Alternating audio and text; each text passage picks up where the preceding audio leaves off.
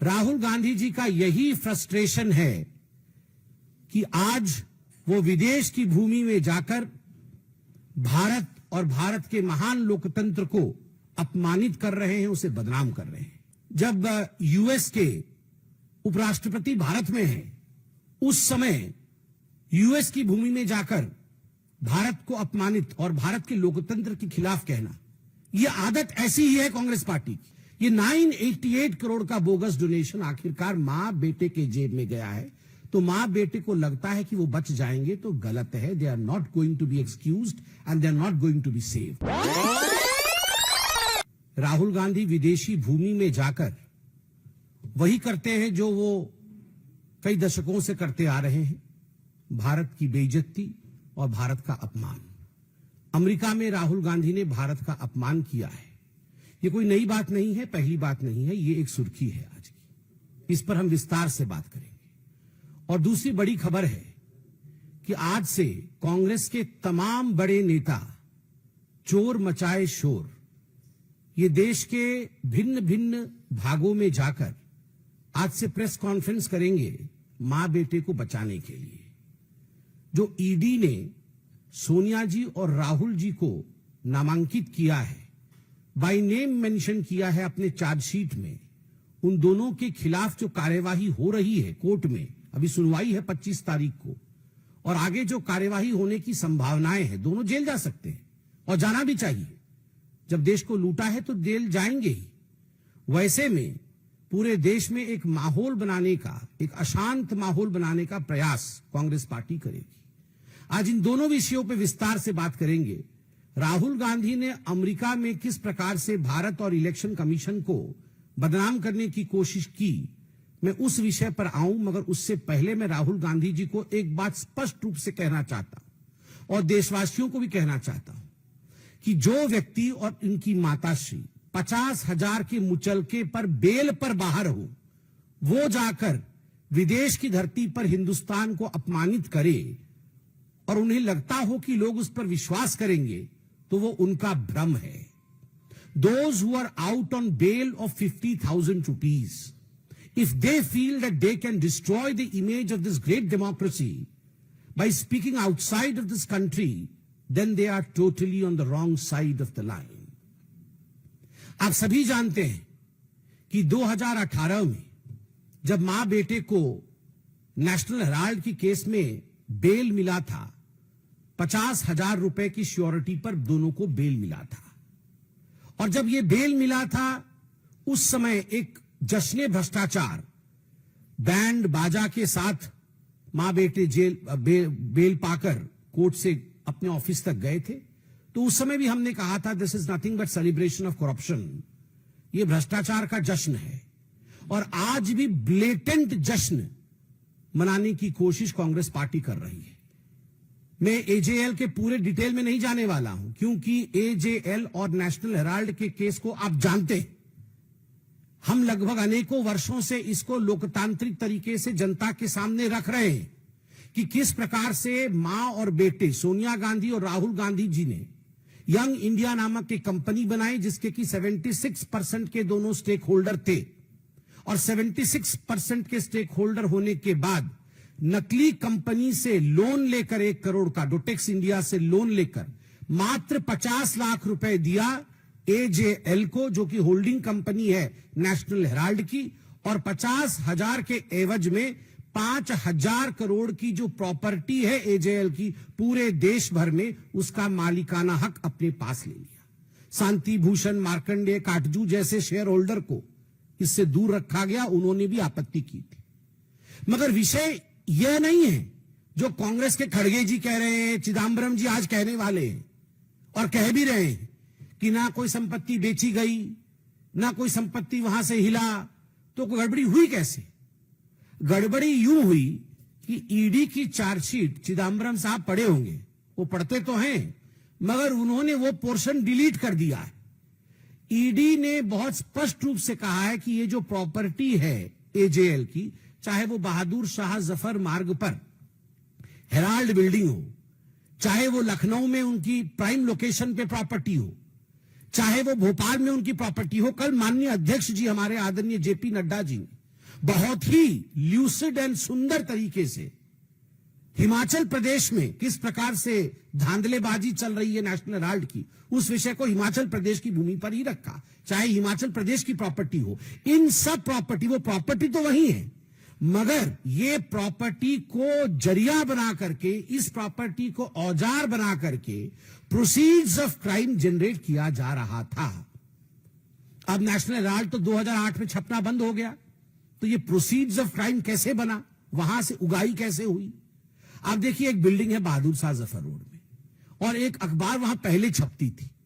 तो इन्होंने क्या किया, बोगस एडवर्टाइजमेंट, हम नेशनल हेराल्ड में एडवर्टाइजमेंट देंगे और उस एवज में 38 करोड़ रुपया जो है ये मां बेटे ने ले लिया। 38 करोड़ रुपए मां बेटे ने लिया है बोगस एडवर्टाइजमेंट के लिए। क्या एडवर्टाइजमेंट ना, हम नेशनल हेराल्ड में एडवर्टाइजमेंट देंगे। जब लिस्ट देखा ईडी ने तो किसका एडवर्टाइजमेंट है, कोई गुड्डू सिंह है, कांग्रेस पार्टी का कोई छोटा सा नेता है, और उसने बोला है मेरे बेटे के जन्मदिन की बधाई मैं दूंगा उस पेपर में, और किसी ने बोला है मैं सोनिया जी के जन्मदिन की बधाई दूंगा, उसके लिए मैं 50 लाख रुपए देता हूं। अरे जब पेपर ही छप नहीं रहा है तो एडवर्टाइजमेंट कहां दोगे। तो ये जो बोगस एडवर्टाइजमेंट है उसके नाम पर 38 करोड़ रुपया लिया है। ठीक उसी प्रकार बोगस डोनेशन कि हम नेशनल हेराल्ड के लिए डोनेशन देना चाहते हैं, और कई लोगों ने डोनेशन दिया। एक बहुत बड़ी लिस्ट बना करके 18 करोड़ रुपए डोनेशन का जनरेट किया, मगर जब डोनर लिस्ट देखा गया तो लिस्ट ही नहीं है। किसने दिया भैया ये डोनेशन, तो अखबार ही नहीं छप रहा है तो काय का डोनेशन। तो 18 करोड़ रुपए बोगस डोनेशन आपने लिया है। और बोगस एडवांस रेंट, बिल्डिंग है नेशनल हेराल्ड की बहादुर शाह जफर मार्ग पे, सबसे बड़ी बिल्डिंग है। हम रेंट लेंगे इस बिल्डिंग में, कल से हम यहां पर कॉमर्शियल एक्टिविटी शुरू करेंगे, यह करके लगभग अनेकों कंपनियों ने 38 करोड़ रुपए डोनेट कर, मतलब एडवांस रेंट दे दिया कि हम अगले महीने से वहां अपना कॉमर्शियल गतिविधि आरंभ करेंगे।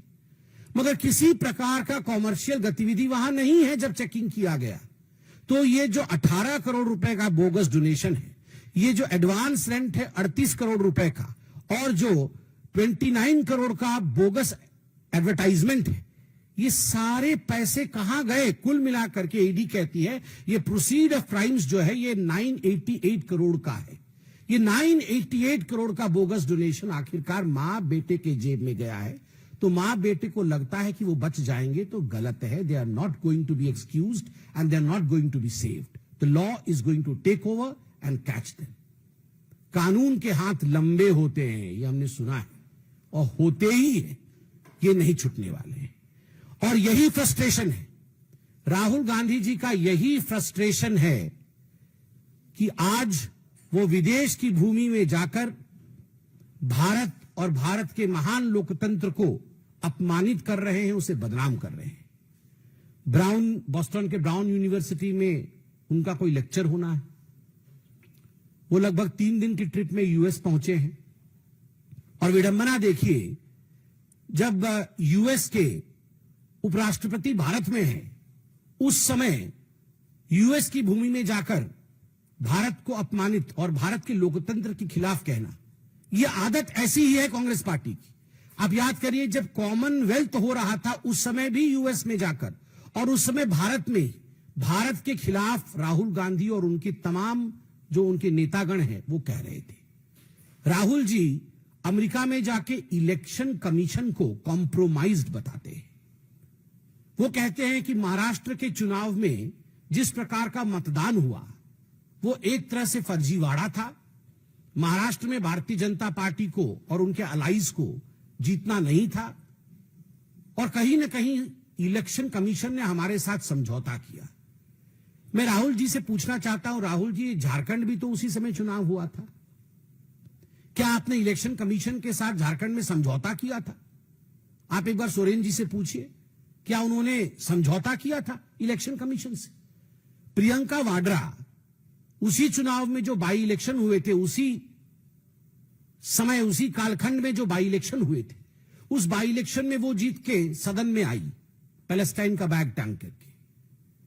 आप बताइए, क्या प्रियंका वाड्रा ने रॉबर्ट वाड्रा की मध्यस्थता से इलेक्शन कमीशन के साथ कोई कॉम्प्रोमाइज किया तभी उसकी जीत हुई, या वो अपने मेहनत पर जीत कराई? आप ये बताइए कि 240 सीट जब भारतीय जनता पार्टी को विगत लोकसभा 2024 के लोकसभा में जब हमें 240 सीट और आपको 99 सीट मिली, तो आपने पूरे देश में और सदन में भी डिंडोरा पीटा कि ये भारतीय जनता पार्टी की हार है और ये कांग्रेस पार्टी की जीत है। तो was the election commission compromise then? आपने ये जो जश्न मनाया था, क्या हम कॉम्प्रोमाइज थे? और ठीक उसी प्रकार महाराष्ट्र में लोकसभा में हमें 9 सीटें मिली और आपके गठबंधन को हमसे अधिक मिली थी। तो was the election commission compromise then by you? केवल इतना ही नहीं, आपने सामने बैठा करके सदन में अयोध्या सीट हम हार गए, इस प्रकार से आपने पूरा सेलिब्रेशन किया। क्या इसके पीछे आपका किसी प्रकार का कॉम्प्रोमाइज था इलेक्शन कमीशन के साथ? किस प्रकार से यह संभव हुआ? क्योंकि भारत में आज फ्री एंड फेयर इलेक्शन होता है, भारत में आज सजीव लोकतंत्र है, इसी कारण यह संभव हुआ। विदेश की भूमि में जाकर भारत पर इस प्रकार हमले करने वाला राहुल गांधी याद रखे कि वो 50,000 की बेल पर बाहर है, वो गुनहगार है, वो भ्रष्ट है, उसने चोरी की है, डकैती की है। नेशनल हेराल्ड का केस चोरी का केस नहीं है, डकैती का केस है। 5,000 करोड़ की प्रॉपर्टी का मात्र 50 लाख रुपए देकर और 440 करोड़ रुपए का इनकम टैक्स गबन करके उसे चोरी और भ्रष्टाचारी नहीं कहते हैं, वो डकैती होती है। मां बेटे ने डकैती की है और डकैती करने के बाद इनकी इतनी हिम्मत है कि विदेश की भूमि में जाकर आप हिंदुस्तान के लोकतंत्र के ऊपर उंगली उठाते हैं।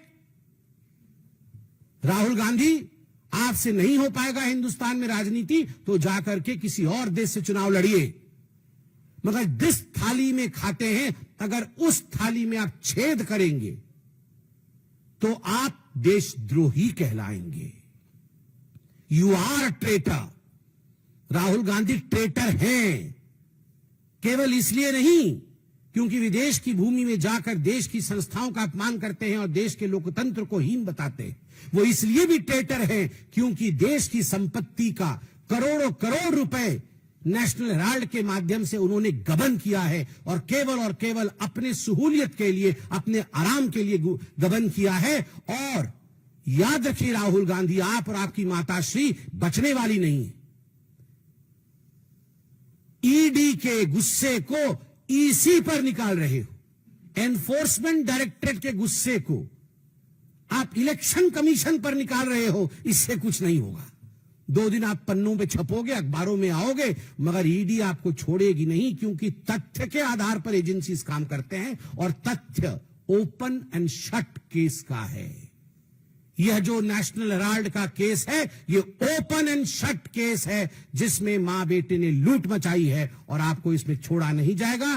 प्रोसीड्स ऑफ क्राइम के साथ आप पकड़े जाएंगे और आप जेल के पीछे जाएंगे। बहुत बहुत धन्यवाद।